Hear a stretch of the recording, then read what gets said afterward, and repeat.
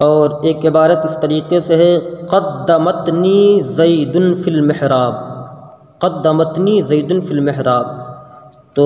جس کا معنی یہ ہوتا ہے زید نے میری پیٹھ محراب میں پھاڑ دی۔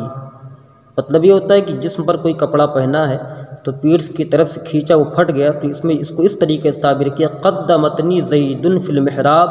زید نے میری پیٹھ محراب میں پھاڑ دی۔ تو یہاں پر یہ اشکال پیدا ہوتا ہے کہ یہ قدمت جو ہے یہ باب تفعیل سے تقدیم سے فعل ماضی صیغہ واحد مؤنث غائب ہے، تو یہ اشکال پیدا ہوتا ہے کہ زیدن تو مذکر ہے، پھر فعل مؤنث قدمت کیوں آ گیا؟ تو اس میں اصل میں یہ قدہ ہے، صرف قدہ فعل ہے، اور متنی یہ مضاف ہے متن، اور یا مضاف الیہ، متن کا معنی پیٹھ، یا یہ ضمیر متکلم جس کا معنی میری پیٹھ، فی المحراب یہ جار مجرور ظرف لغو متعلق قدہ فعل کے، اور زیدن اس کا فاعل بنے گا، فعل فاعل مفعول بہ اور ظرف لغو سے مل کر جملہ فعلیہ خبریہ۔